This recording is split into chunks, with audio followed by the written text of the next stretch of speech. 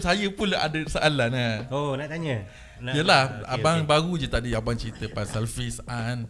Saya rasa saya ada tengok dekat Nadi Asdani abang punya channel, Nadi Asdani Music, channel dekat YouTube.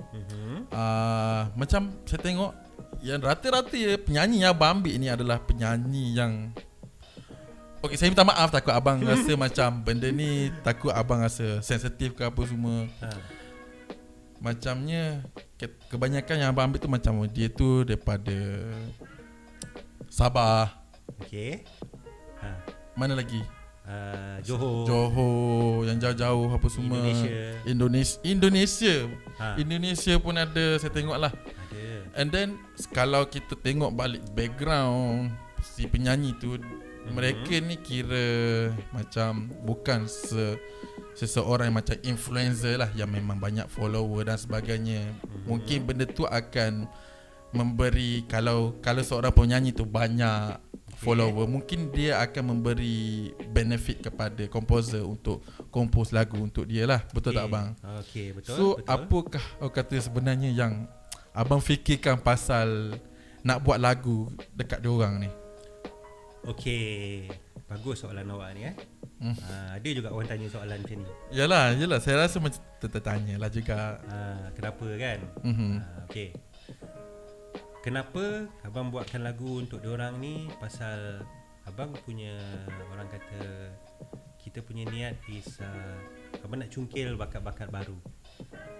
Maksudnya kita nak ketengahkan bakat-bakat baru yang memang bagus, yang memang boleh menyanyi. So abang nak ketengahkan diorang ni supaya mungkin dengan Nadi Asdani, dengan abang ni, orang kata dia punya starting point untuk dia pergi ke satu lagi stage yang lagi ke depan. Maksudnya okey, abang macam contoh abang jumpa dengan awak, abang jumpa dengan yang lain-lain. So abang, kita buat lagu apa semua. Jadi bila awak dah ada single, abang buat ni pun dengan harapan semoga lagu ni akan boleh menarik awak untuk pergi ke stage yang seterusnya. Yang mana maksud abang dekat sini, orang nampak awak punya talent, dan orang akan panggil awak mungkin untuk buat show. Kan mungkin dah boleh pergi ke, orang kata, radio, stesen TV.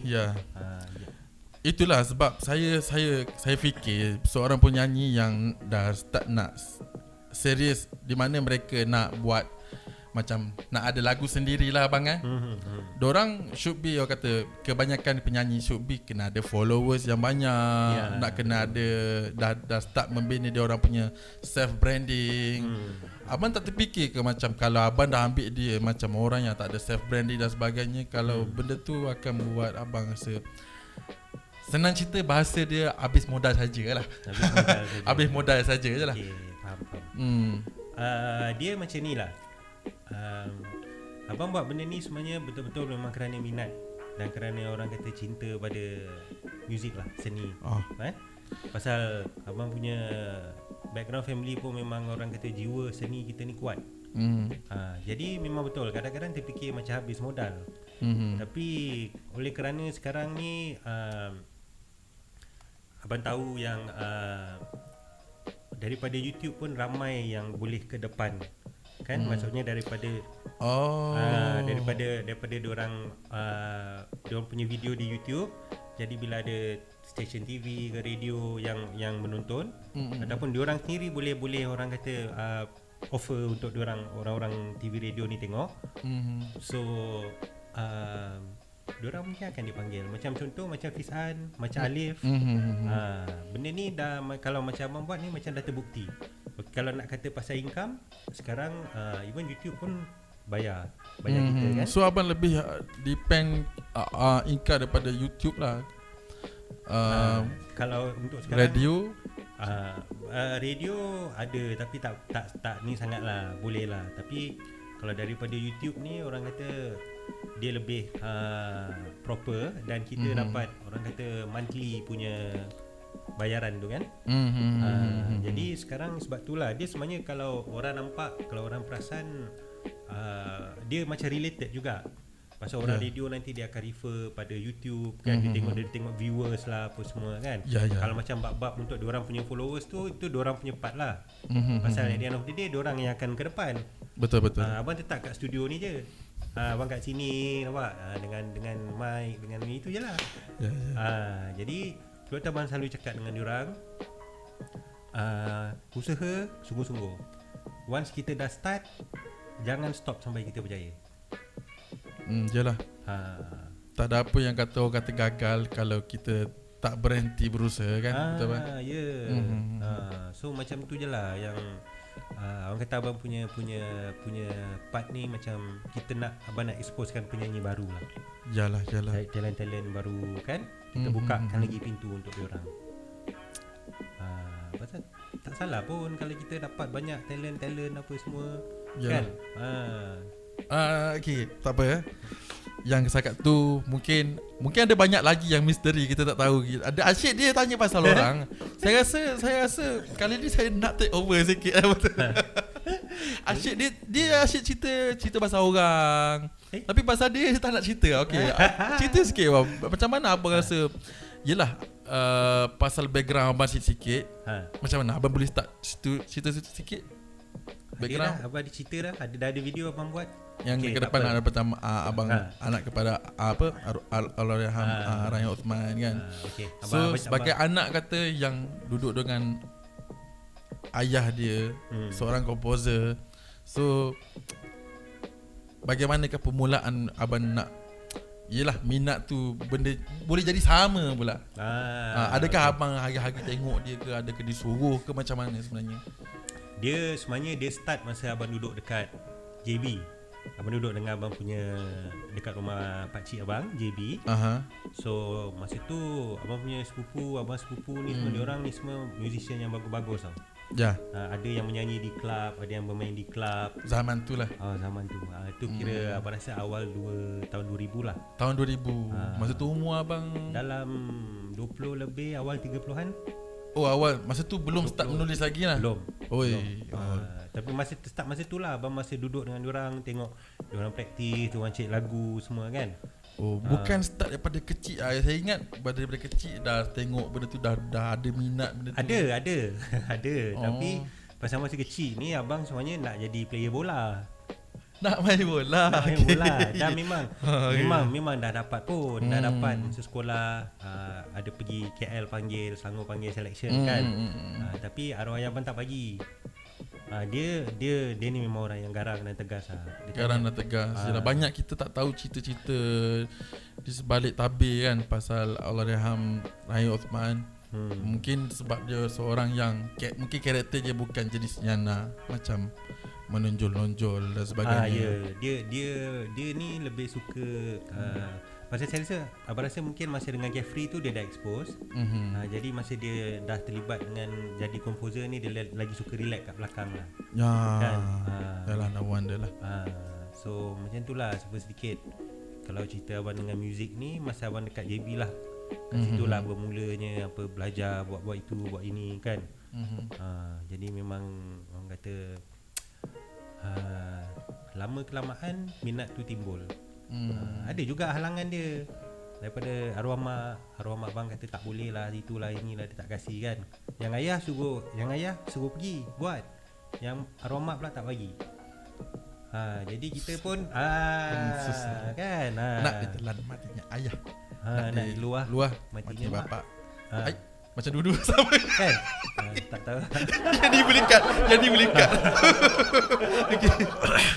Okay. So macam tu lah. Tapi lama kelamaan tu Alhamdulillah lah abang punya arwah mak dia pun faham. Memang dia tengok abang bersungguh kan, pergi sana pergi sini, JB lah, itulah recording sana sini kan. Jadi bila dia nampak kesungguhan tu, dia pun orang kata okey lah, dia izinkan. Sebab berasa sebenarnya mungkin diorang ni, mak bapak kita ni, dia cakap je sebenarnya dia tak kasih sebab dia nak tengok effort kita agaknya.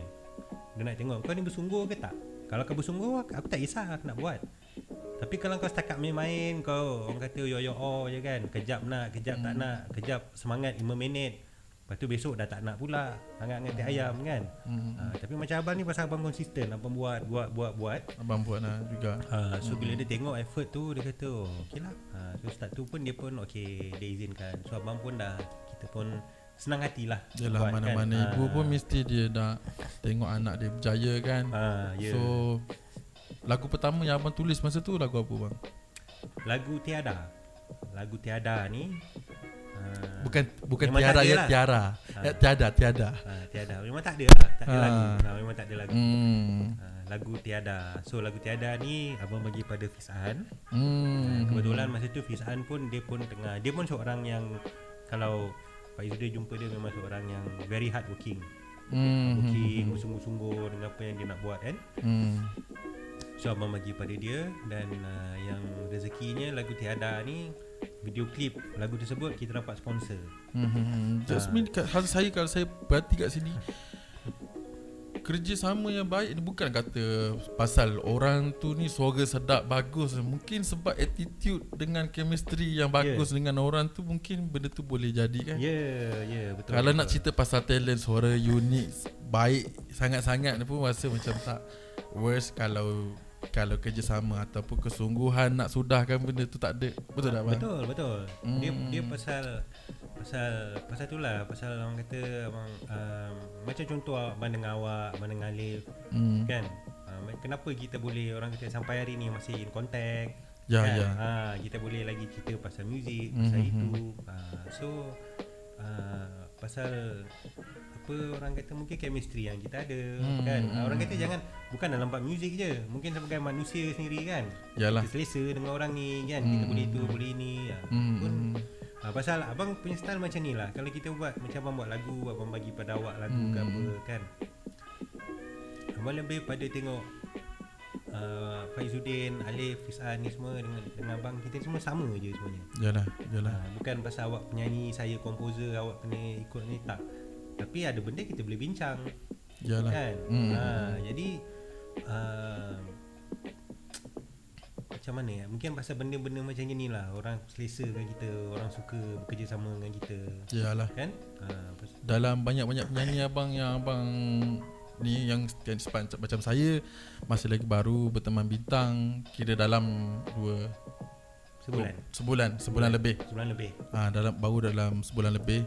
So sekarang ni kita dah hit berapa view? Kita dah 25,000 view. Alhamdulillah lah. Untuk saya rasa untuk permulaan saya ni 25,000 selama 2 minggu lebih. Sebulan lebih. Alhamdulillah lah. Yang paling tertinggi antara viewer yang paling tinggi siapa bang? Yang paling tinggi abang dapat Syahrin. Lagu Takdir Cinta Kita. 58,000. Yalah. 58,000 tu. 58,000. Alhamdulillah lah.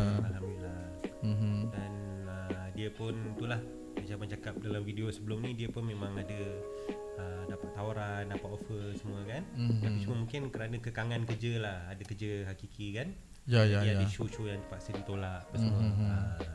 So tak apalah, itu kita faham. Nanti kalau dia ada masa, dia boleh pergi, boleh datang kan. Kita pun faham nak jadi full time artist ni sebenarnya pun bukanlah orang kata senang. Yalah, macam saya sendiri pun bukanlah kata full time, masih lagi kerja hakiki. Ada kerja hakiki. Yang menyanyi ni kita jadikan dia sebagai orang kata second option. Ada rezeki kat sini, kita pergilah. Kita pergi kan? Lagi jauh.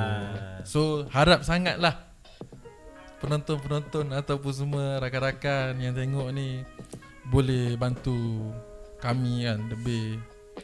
Mungkin kalau ada benda yang patut kita perbaiki, kita perbaiki lagi. Betul tak bang? Ya, betul.